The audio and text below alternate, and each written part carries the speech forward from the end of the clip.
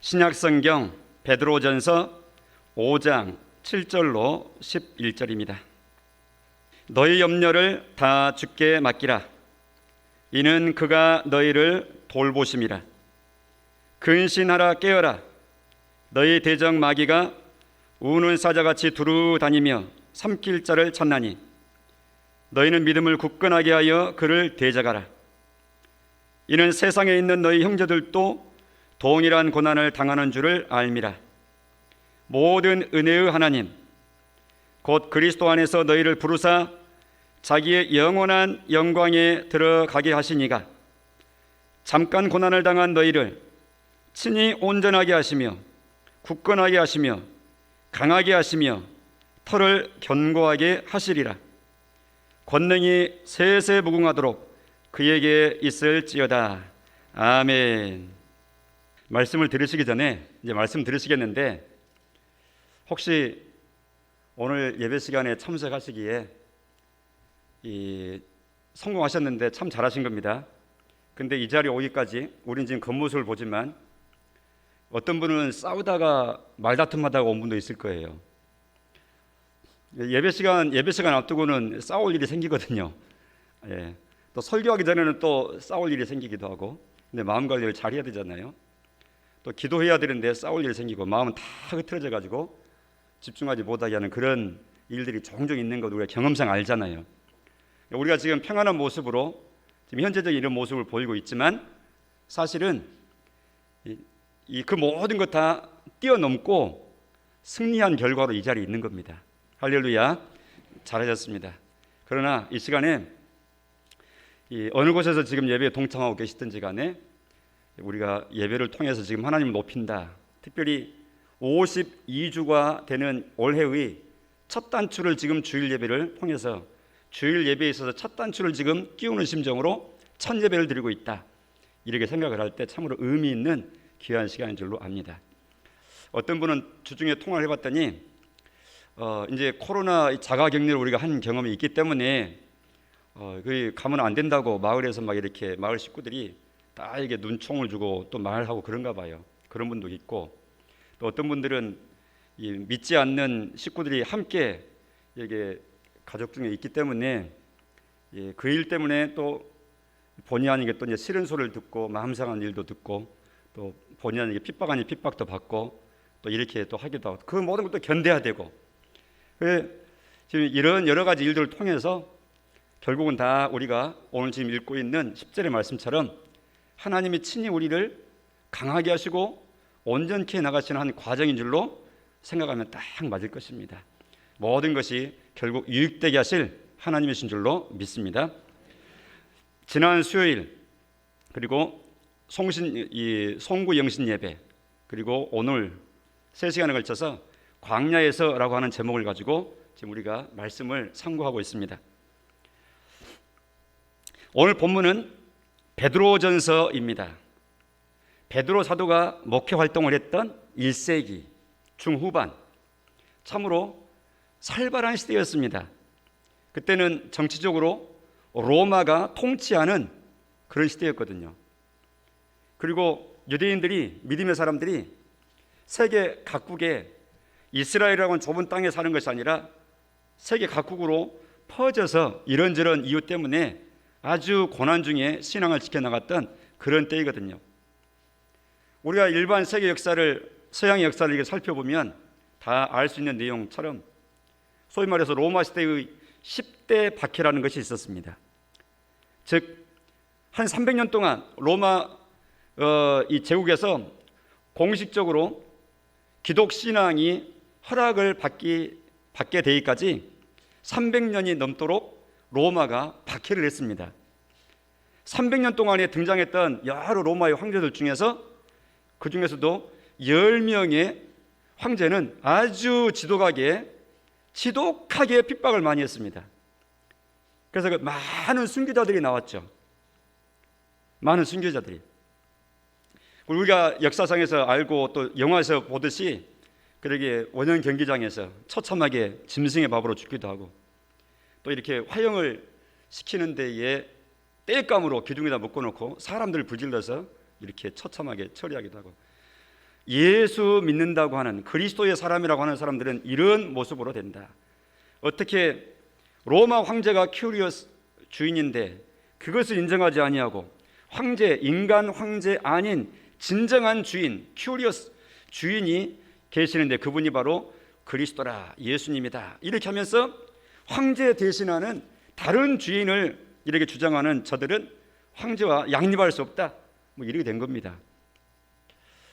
그런 역사를 읽어볼 때 우리 시대의 옆 사람의 눈총이라고 하는 거 아무것도 아니고는, 그러니까 이론의 신앙하고 실제 신앙은 아주 차이가 많은 겁니다. 우리가 한 달에 한 번씩 저희 학생 때 민방위 훈련하는 게 있었어요. 다들 기억하시죠?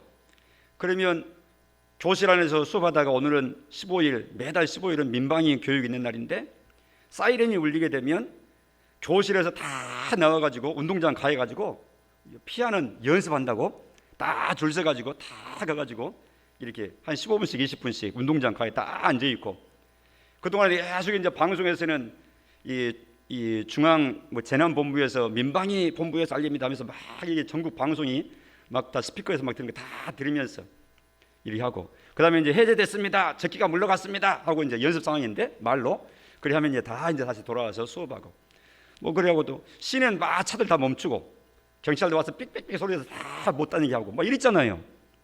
이건 지금 실제입니까? 모형입니까? 실제 아니잖아요. 모형이잖아요. 그러니까 이론으로 그렇게 하는 거잖아요. 이론으로. 그러나 진짜 적기가 출현해가지고 막 기관총을 쏴대고 폭탄을 막 집어 던지고 이래 하면 아주 실제 상황이잖아요.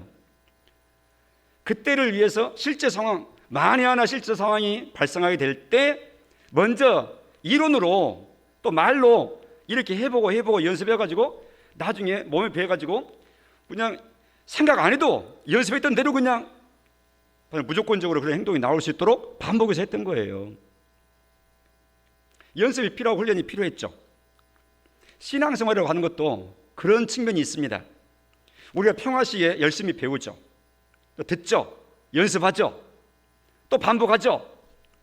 이것은 실제 현장 속에서 적용하기 위한 것입니다. 그러니까 우리는 이론에 정확하고 밝고 실제에 강하게 이렇게 적용을 해야 신앙이 딱 하나가 되는 거예요. 그렇지 않으면 소위 말해서 귀명창이 됩니다. 귀는 밝고 듣는 귀는 있는데 손과 발은 완전히 다 퇴화되어 가지고 없는 이상한 사람처럼 행동이 없게 돼버리는 거예요. 그래서 우리는 듣는 것과 행하는 것이 하나로. 자, 오늘 본문 보십시오. 7절을 보세요, 여러분. 성경은 하나님의 자기 소개 글이라고 그랬습니다. 하나님이 소개되고 있죠. 7절 같이 읽어보겠습니다. 시작. 너희 염려를 다 주께 맡기라. 이는 그가 너희를 돌보심이라. 하나님이 보이십니까? 그 본문에서 하나님 보이십니까? 예, 보이잖아요. 거기 너희 염려를 다 맡겨버리라. 왜냐하면 그가, 주께서, 즉 하나님이 너희를 돌보시기 때문에, 즉 하나님은 너희를 돌보시는 하나님이다. 지금 이렇게 진술하고 있는 것입니다. 받아섭니다. 돌보시는 하나님. 자, 8절을 보면 장면이 달라지죠. 근신하라, 깨어라, 정신 바짝 차리라 말입니다. 너희 대적 마귀가 우는 사자같이 두루 다니며 삼킬 자를 찾는다 그랬습니다. 여기는 사탄에 대해서 설명해 주고 있습니다.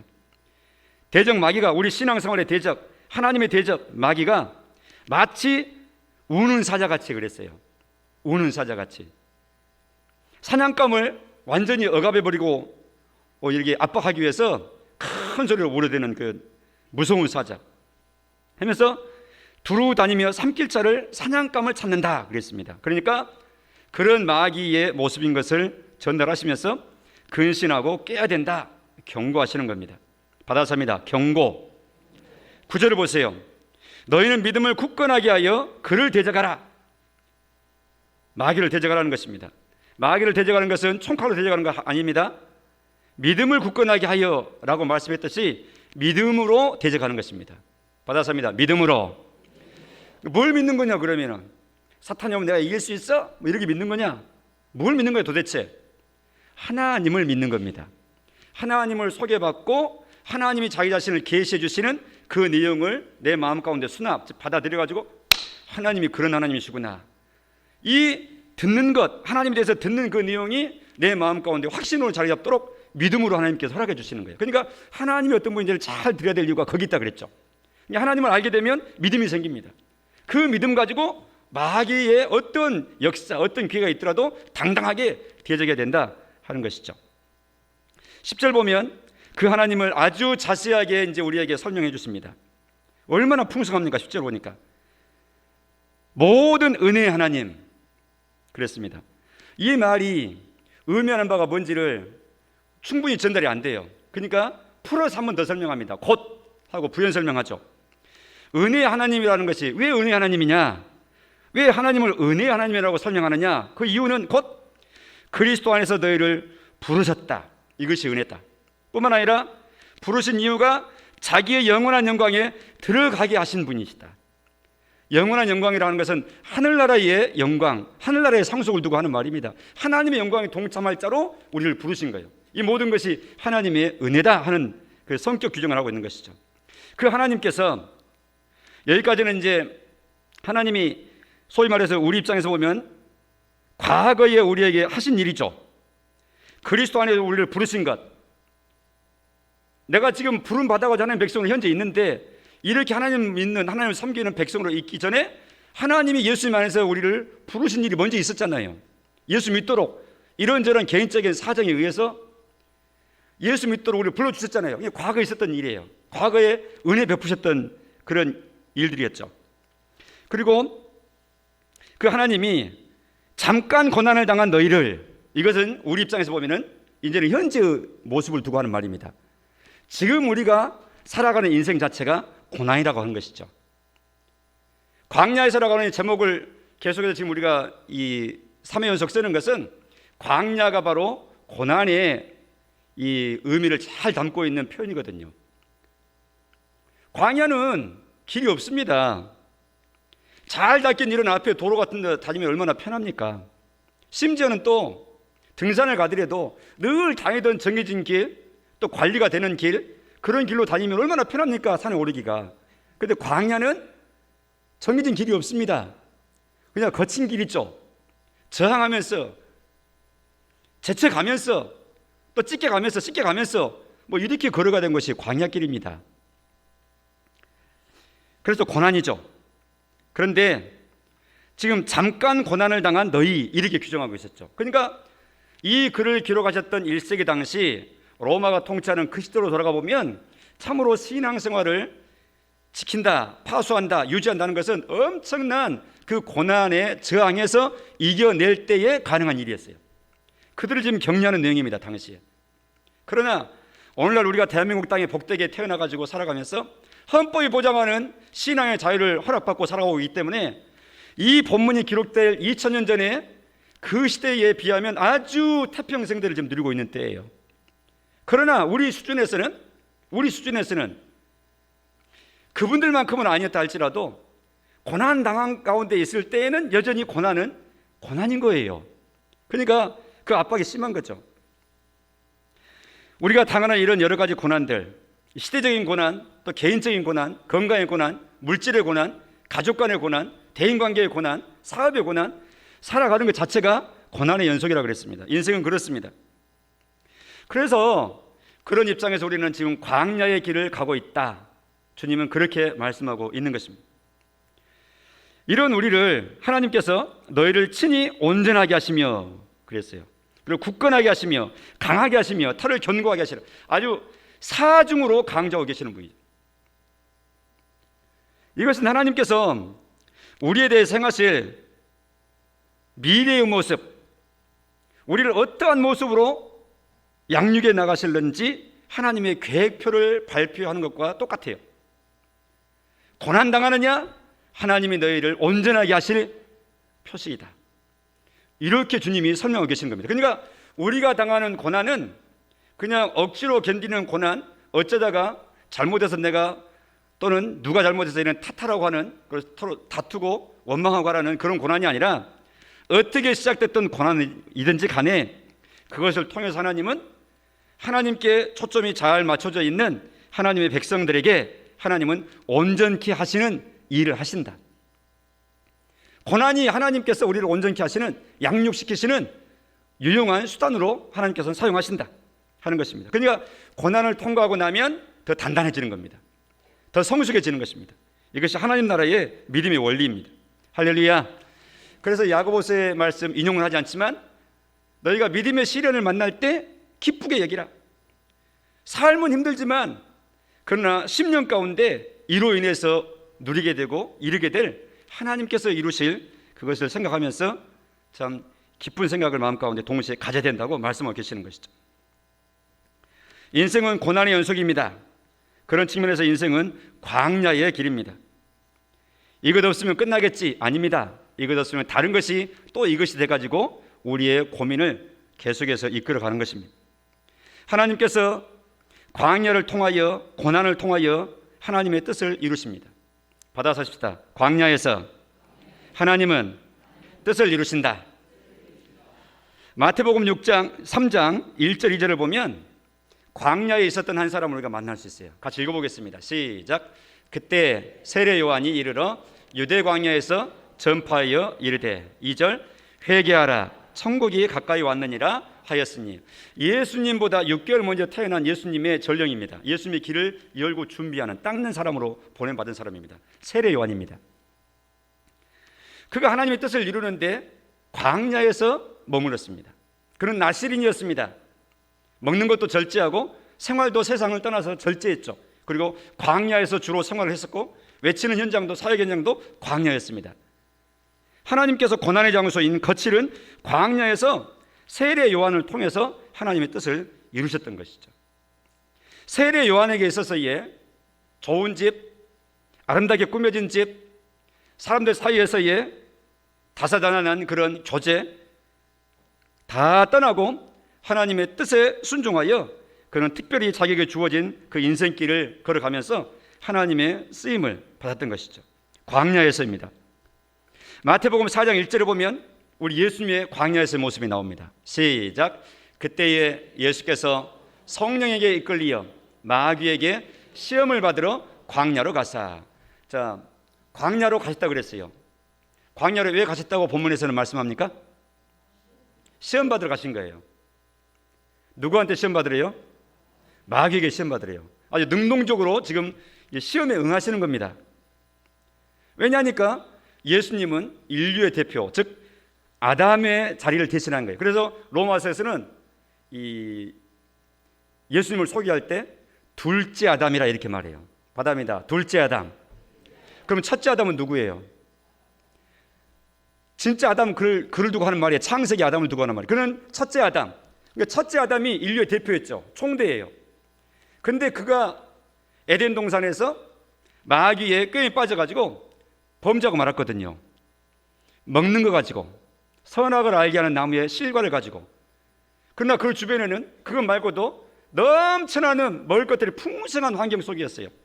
그런데도 그는 그 한 가지 먹을 것에 하나님의 뜻을 저버리고 범죄에 떨어지고 만 거예요. 이제 둘째 아담 예수님이 등장하신 겁니다.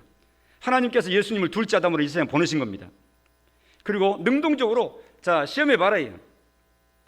광야로 갔습니다. 에덴과 같이 풍성한 곳이 아니라 먹을 것이 없는 광야입니다.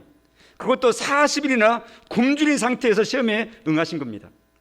아담은 날마다 원하는 대로 골라서 먹는 풍성한 에덴 동산이었고, 둘째 아담 예수님은 먹을 것 없는 광야였고, 그것도 40일 굶으신 상태에서 응하신 겁니다. 그러니까 첫째 아담과 둘째 아담 예수님의 시험의 환경이 얼마나 180도 극과 극입니까? 첫 아담은 그 풍성한데도 넘어졌지만 둘째 아담 예수님은 이 열악한 상태에서도 당당히 이기신 거예요. 이렇게 해가지고 우리를 대표하시는, 믿음으로 예수님을 영접하는 모든 자에 있어서 영적인 대표자의 역할을 하실 예수님 둘째 아담으로서의 승리의 이 모든 조건을 갖추시는 그 현장으로 광야에서 그 일을 하신 거라고 말이죠. 광야에서는 하나님의 뜻을 이루시는 장, 우리 주님에게서도 그걸 발견할 수 있는 것이죠.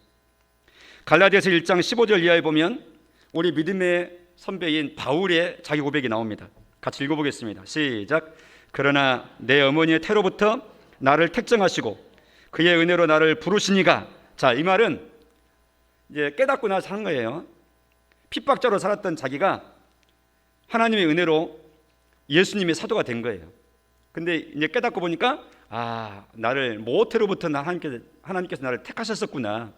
그동안 내가 하나님의 뜻을 잘 모르고 그렇게 했었는데 은혜 가운데 나를 다메섹으로 내가 출장 갔던 그때에 나를 부르시고 나를 꺾으시고 나로 하여금 새롭게 변화시켜 주셨지. 그런 은혜를 베푸셨지. 그리고 은혜로 나를 부르셨지. 지금 그의 고백을 하는 겁니다. 16절 시작.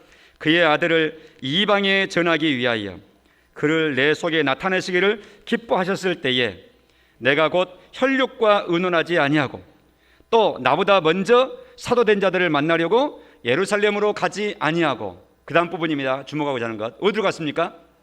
아라비아로 갔다가 그랬어요. 거기서 3년 이상을 보내다가 그 다음 어디로 갔다고요?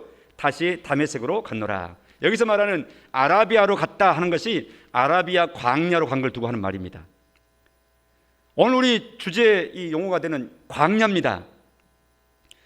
사도 바울의 고백의 간증에 의하면 자기가 예수쟁이들을 잡으려고 저 외국인 다마스커스, 오늘날로 당시에 다메섹으로 가는 그곳으로 체포영장을 받아가지고 공문을 받아가지고 전체를 끌고 가는 팀장으로 앞장서 체포하러 갔는데 하나님께서 그를 강한 빛으로 길바닥에서 거꾸로 들이셨죠. 네가 왜 나를 핍박하느냐? 누구십니까? 나는 네가 핍박하는 예수다. 이로부터서 완전히 사도 당시에 사울이었던 그는 헛갈리기 시작했어요. 자기는 철저한 유대인이었고 율법주의자였고 바리새인이었고 가말리엘이라고 하는 당시의 최고의 스승 밑에서 문화생으로 사사를 받았던 최고의 자타가 공인하는 그런 신앙의 엘리트였는데 그동안 내가 하나님을 오히려 대적하고 있었단 말인가. 그러니 사람이 그동안 옳다라고 확신하면서 좌우 타협할 것도 없이 이게 맞다 이게 맞다 확실하다 진리라고 확신하고 옳다고 확신하고 있었던 그런 인생의 가치를 가지고 인생을 걸고 그렇게 매진을 했었는데 그것이 아니었다고 이렇게 뒤집어진다 하는 것은 그 사람이 죽는 겁니다. 사실은 이단에 빠져 있는 사람들이요, 나오기 싫어하는 여러 가지 이유가 있지만 그 중에 한 가지가 바로 그 지점입니다.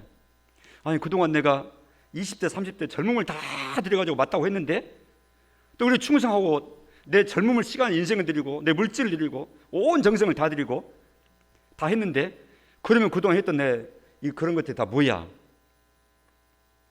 그게 옳지 않고 잘못된 것이라면 그러면 내 인생은 뭐야? 해가지고 큰 혼란에 빠지는 거예요. 그래서 나오기 싫어하는 거예요. 왜냐하면 그동안에 살았던 인생을 부정해야 되거든요. 이게 자기가 허물어지는 아픔이거든요.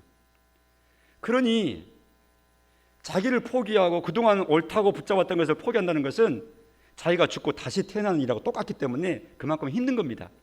이것은 이단에 빠졌다 돌아오는 분들만 경험하는 것이 아니라 보통 우리 일반 이웃들 중에서도 신앙생활을 기독신앙을 전혀 관계없이 하고 무관심하게 하고 때로는 핍박도 하고 비난다고 했던 사람이 예수 믿는 사람으로 변화되는 것은 마치 그처럼 180도 달라지는 길로 들어서는 것이기 때문에 그런 분들에게 있어서는 인생의 대혁명입니다. 쉬운 일이 아니란 뜻입니다. 사도 바울도 그랬어요.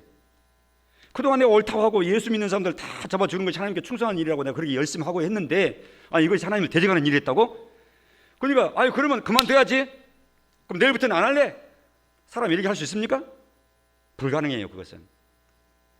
그래서 사도 바울은 다메섹 도상에서 길바닥에서 그런 하나님이 예수님이 자기를 찾아와서 거꾸로 들인 그런 체험을 한 뒤에 심한 혼돈 가운데서 결국은 자기를 다시 재조정하는, 자기의 생각을 재조율하고 믿음을 재조율하고 그동안 배웠던 거 확실한 거 다 리모델링하고 재조율하는 인생의 리모델링 시간을 갖는 거예요. 그걸 어디서 했느냐? 조금 전에 읽었던 내용 중에 아라비아로 갔다가 했던 바로 그 부분, 아라비아라고 하는 그 광야에 가서 그 일을 한 거예요. 3년 넘도록 그동안 가지고 있었던 모든 지식과 진리와 학문적인 거 다 다시 뒤집어가지고 다시 전부 재정립을 한 거예요. 그렇게 할 때 혈육과 논문이 아니지 않았다. 형제자매 부모 형제한테 타협하고 간 거 아니다. 이건 내가 죽고 사는 문제인데, 나보다 먼저 사도된 믿음의 선배라고 하는 유명한 사람들 찾아가서 논의하거나 코치받지도 않았다. 하나님과 나만의 관계다, 이것은. 해가지고 아라비아에 가서 그런 시간을 가졌다는 것이죠. 광야입니다. 인생 광야에서 우리는 그런 경험들을 종종 하게 됩니다. 그리고 해야 됩니다. 그래야 자기 자신을 살펴보면서 소위 말해서 조율을 하죠. 조율. 피드백이라고 그러잖아요. 하고 나서 평가를 해보고 나서 다시 평가해보고 잘된 것은 더, 잘못된 것은 정리하고, 이래 하면서 조율해 나가면서 점점 더 보다 나은 그런 방향으로 나가는 것이죠. 그래야 발전 있는 거 아니겠어요? 작년을 매듭짓기 하고 이제 떠나보냈습니다. 다시는 소환할 수도 없어요. 끌어올 수도 없어요. 새해를 출발하는데 1월 한 달 동안은 생각을 해야 됩니다. 왜냐하면 작년의 생활, 또 2년 전의 생활을 그대로 생각 없이 반복하고 그냥 연장할 수는 없잖아요. 그럼 발전 없잖아요.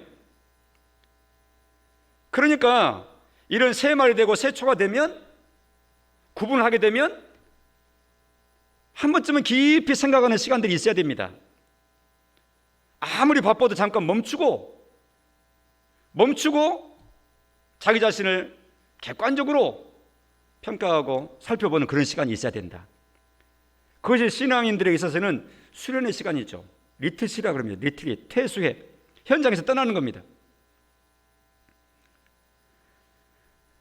사도 바울은 과거 자기 했던 것을 지금 간증하고 있는 거예요. 아라비아 광야로 갔어요. 광야처럼 하나님과 대면하고 하나님과 직면하는, 하나님과 자기 자신만의 시간을 갖는 그런 것이죠. 그런가 하면 이스라엘 백성들에게도 광야의 시간을 거치게 하나님께서는 하셨습니다. 하나님의 의도하심입니다. 신명기 8장 2절 우리가 읽었었죠. 또 한번 읽어보겠습니다. 시작. 내 하나님 여호와께서 이 40년 동안에 내가 광야 길을 걷게 하신 것을 기억하라. 이는 너를 낮추시며 너를 시험하사 내 마음이 어떠한지 그 명령을 지키는지 지키지 않는지 알려 하심이라. 하나님께서 40년 동안 이스라엘 백성들을 광야를 통해서 연단하시고 마음을 새롭게 하신 거예요. 광야는 하나님의 뜻을 이루시는 곳이고 하나님의 백성의 입장에서는 하나님께 더 가까워지는 시간입니다. 누가 광야를 좋아하겠습니까? 누가 고난을 좋아하겠습니까? 그러나 하나님 안에서는 그것이 큰 유익하신 의도하심이 있는 것을 꼭 기억하시고 낙심하지 마시고 하나님께 그럴수록 더 시선을 집중하시고 고정하시면서 나아가시는 이런 믿음의 자세를 품으시기를 바랍니다. 열왕기상 19장에 보면 엘리야가 나옵니다. 4절에 보면 자기 자신은 광야로 들어가 하룻길쯤 가서 로뎀 나무에 들어갔다 그랬어요. 갈멜산 꼭대기에서 이방신 선지자들 850명과 하나님의 선지자인 자기 혼자 1대 850명과 갈멜산에서 어느 신이 참 신인지 대결하자 해가지고 이긴, 승리한 엘리야였거든요. 그런 큰 역사를 이뤘음에도 불구하고 당시의 왕인 아합 왕의 왕비 이세벨이 이런 엘리야에게 군대를 풀어가지고 내가 너를 잡아서 능지처참하지 아니하면 내가 신 앞에 저주를 받는다 하고 자기의 생명을 걸고 엘리야 선지자를 잡아 죽이려고 하는 그런 소문이 들려오니까 이처럼 하늘 높은 줄 모르고 기계가 높았던 엘리야 선지자였지만 그 권세 있는 여인의 독사의설인 그 말을 소문으로 듣게 될 때 아주 어린아이처럼 유약한 병인처럼 나약해져 버린 거예요. 이게 사람입니다. 그래서 그는 도망해서 광야로 들어간 거예요. 그 광야에 낙심하고 코파뜨리고 있는 엘리야에게 하나님께서 찾아오신 것이죠. 그래서 그 이후에 우리가 다 읽지는 못하지만 천사를 통해서 지친 몸을 일으키시기 위해서 잠을 재우시고 또 먹거리를 먹이시고 몸과 마음이 한 가지로 회복되게 하시고 결국은 몸과 마음만 힘어들면 안 된다. 너는 영적인 수련회를 가져야 된다. 해서 40일 동안 걸려가지고 광야를 통과해서 광야 더 깊은 곳 호렙산, 시내산 그곳으로 인도하시는 거예요. 그곳에서 하나님과 엘리야 선지자와 독대해서 그를 영적인 부분까지 새롭게 하신 겁니다. 그래서 새로운 사명 줘가지고 다시 보내시죠. 광야입니다. 저는 지금 여러 가지 예를 들었습니다. 광야가 하나님께서 어떤 뜻을 이루시는, 하나님의 뜻을 이루시는 여러 이게 믿음의 사람들을 어떻게 다루셨는지, 광야에서 사역케 하신 세례요한, 광야에서 우리 대신 시험 받게 하신 대표이신 예수님, 다 전부 광야다 그랬어요. 이스라엘 백성들을 광야를 통과하게 하시고, 사도 바울도 광야에서 새롭게 정립하게 하시고, 큰 선지자 엘리야도 광야에서 새롭게 충전시키시고, 광야는 고난의 자리지만, 위험 있는 자리지만, 믿음의 눈으로 하나님께 초점만 맞추면 그 자리는 하나님께서 우리를 새롭게 만드신 자리였습니다. 성도 여러분, 우리의 삶이 힘든 사회를 좀 살고 있습니다. 얼마나 힘드십니까? 목사인 저는 오히려 편할지 몰라요. 이 일만 하니까. 근데 예배에 성공하시고 신앙을 파수하시고 예배 마치면 또 삶 속에 섞여 들어가서 성도끼리 있는 이런 자리가 아니라 아주 살벌한 자리, 대적하는 자리, 미워하는 자리, 또 긴장된 자리, 그런 자리에 들어가시는데 얼마나 힘드시겠습니까? 광야입니다. 그럼에도 불구하고 우리가 들었던 이런 말씀을 통해서 마음을 단단히 하시기 바랍니다. 하나님의 명령에 순종하여 근심케 하는 마귀를 대적하십시오. 너희 믿음을 굳건하게 하여 그를 대적하라. 믿음을 굳건하게 하라는 하나님의 말씀에 순종하여 하나님 저에게 믿음 주세요, 이렇게 간구할 수 있기를 바라고요. 또한 하나님의 약속을 굳게 붙잡고 그 약속이, 하나님의 약속이 나로 하여금 소망 중에 인내하고 밀고 나갈 수 있는 힘이 되도록 그리 하십시오. 특별히 오늘 말씀 10절에 우리가 진작 외웠던 말씀이기도 한 모든 은혜의 하나님이시다. 친히 너희를 온전하게 하실 것이다. 하나님의 약속입니다. 그런가 하면 하나님의 선언을 마음 가운데 굳게 믿고 당당하고 담대하십시오. 이번 달에 그래서 저는 이 말씀으로 한 달 동안 애워보자 하고 여러분에게 지금 간지로 나눠드렸습니다. 같이 한번 읽어보겠습니다. 이사야 41장 10절 시작. 두려워하지 말라. 내가 너와 함께함이라. 놀라지 말라. 나는 내 하나님이 됨이라. 내가 너를 굳세게 하리라. 참으로 너를 도와주리라. 참으로 나의 의로운 오른손으로 너를 붙들리라. 할렐루야. 아멘. 하나님이 주시는 약속입니다. 제 경험을 다시 한번 말씀 나누면서 마치겠습니다. 내가 여러 번 그런 말씀을 드렸습니다. 아주 좋은 얘기 때문에 제가 간간히 말씀드립니다. 제가 일사단에서 군생활할 때 소대장으로 1.2km를 철책을, GOP 철책선을 담당을 했습니다. 밤이 되면 방송 전쟁이 일어납니다. 지금은 또 상황이 달라졌겠지만 우리 때는 그랬습니다. 북한 쪽에서 방송이 들려옵니다. 철책을 넘어서 자기 쪽으로 오라는 겁니다. 우리 쪽에서 저쪽으로 또 방송을 쏩니다. 응대하는 방송을. 그 소리 근무하면서 힘들고 지치고 향수에 걸리고 있는 이 병사들이 그걸 가만히 듣고 있으면은 괜히 마음이 싱숭생숭하니까 우리 이쪽에서 또 응대하는 방송을 합니다. 뭐 송이에 정금 노래자라 하면서 크게 틀어서 막 이렇게 응대해서 뭐 우리 방송 들으면서 좀 수고도 이렇게 풀라고 이렇게 하면서 또 우리 쪽에서 저쪽으로 방송합니다. 때로는 그래서 인민군 여러분 이쪽으로 오십시오 이렇게 하면서 밤에는 시끄러워요. 철책선이 어느 방송을 들어야 돼요? 어느 쪽에 마음을 담아야 돼요? 우리의 마음 가운데 마치 그와 똑같습니다. 이 세상은 우리의 믿음을 응원하는 세상이 아닙니다. 악한 사탄은 어쩌든지 우리의 믿음의 무릎을 후려쳐가지고 무릎 꿇으려고 합니다. 꿇게 만들려고 합니다. 세상이 우리를 신앙생활 잘하도록 협조해주고 돕는 거 아닙니다. 그러나 하나님께서 우리를 부르셨고 또 책임지시고 함께 하시면서 또 양육해 나가서 올리실 그 목표치를 향해서 능하신 하나님께서 우리를 구원하실 뿐만 아니라 지금도 붙잡고 계시면서 이런 확신 있는 말씀을 주시면서 담대하라고 응원하십니다. 하나님의 말씀에 귀를 기울이시기 바랍니다. 그리고 자주 들으시기 바랍니다. 그리고 내 입으로 선포하시고 읽으시고 날마다 읽으시고 아침마다 읽으시고 점심 저녁마다 읽으시고 동그라미도 치시고 내가 읽는 그 소리를 내 귀로 듣게 하시고 그래서 내 머릿속에 암송이 되어버리도록 이렇게 하십시오. 말씀이 능력입니다. 그 말씀이 하나님의 능력이 돼서 나를 붙잡아 주신 줄로 믿으시고 말씀 충만한 이번 한 달 동안 이 말씀으로 여러분 마음들을 꼭 유지하시기 바랍니다. 기도하겠습니다. 하나님 아버지, 은혜에 다시 감사를 드립니다. 광야에서 고난이 있고 마귀의 시험이 있고 불평도 있고 어려움 속에서 원망도 터지는 곳이지만, 그러나 믿음으로 하나님을 주목하고 바라보면 하나님께서 오히려 그 모든 환경을 통해서 광야에서가 아니면 누릴 수 없는, 얻을 수 없는 더 큰 유익을 도모하시고야만은 능하신 하나님이신 것을 오늘 말씀을 통해서 듣게 하시니 감사합니다.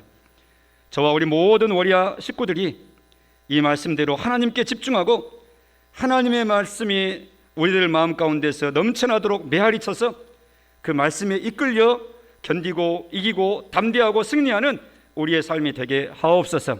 예수님 이름으로 기도합니다. 아멘.